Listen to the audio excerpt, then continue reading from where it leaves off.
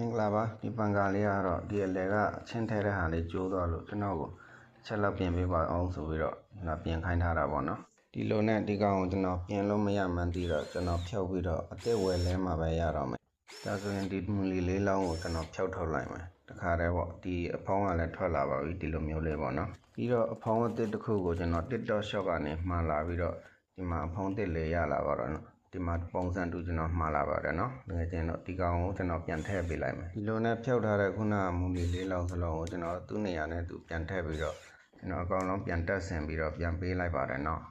ဒီလိုအဖုံးမျိုးကအပြင်မှာရှာဝယ်ရင်တော့ရပါမယ်တကယ်တမ်းရှာဝယ်ရင်တော်တော်ဝယ်ရခက်ပါတယ်ဒါကြောင့်မလို့ကျွန်တော် online ကနေရှာပြီးတော့မှားတာပါဒါဆိုရင်အကောင်လုံးပြန်တက်ဆင်ပြီးသွားပြီဆိုတော့ကျွန်တော်တို့သူ့ပိုင်ရှင်ကိုပြန်ပေးလိုက်တော့မယ်နော်ကြည့်ရှုအားပေးတဲ့တကယ်ချင်းအားလုံးကိုကျေးဇူးအများကြီးတင်ပါတယ်ခင်ဗျဟုတ်ကဲ့ပါနောက်ဗီဒီယိုမှာပြန်ဆောင်ကြမယ်အားလုံးပဲ like and share လေးနဲ့အားပေးသွားဖို့မမေ့ပါနဲ့ခင်ဗျ